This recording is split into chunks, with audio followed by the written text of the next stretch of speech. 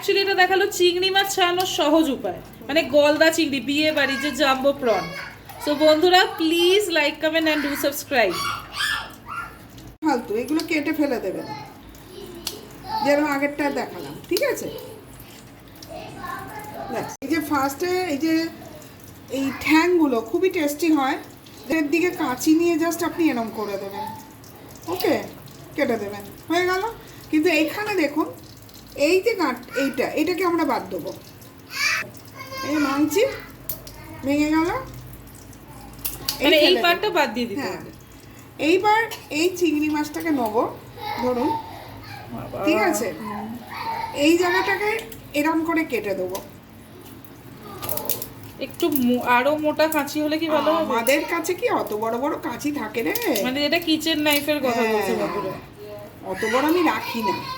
এবার এই দু আগে কেটে দেবো, ওকে, এই জায়গাগুলোকে কেটে দেবো।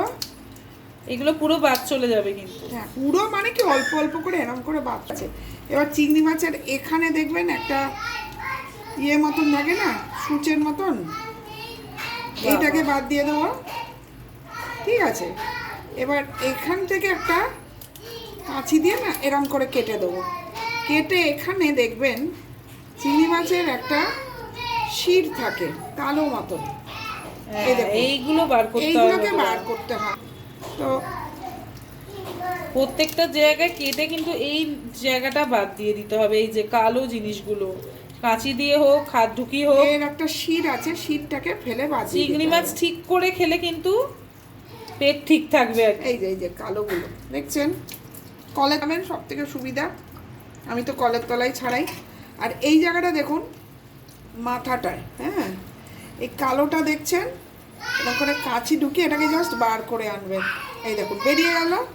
হ্যাঁ, ভালো করে দেখা বুঝতে পারবে। এইটাকে এই জিনিসটা থাকবে না, তার মানে গলদা চিংড়ি কিনলে তার সাথে কিন্তু ঠিক করে ছাড়ানোর জিনিসটা জানতে হবে বন্ধুরা। এবার এটা কলের তলায় দিয়ে দেবেন। এবার চিংড়ি মাছ ছাড়ানো হয়ে গেলে আমি পুরোটাকে জলের মধ্যে 2 চামচ ভিনিগার দিয়ে মোটামুটি 10-15 মিনিট ভিজিয়ে রাখবো।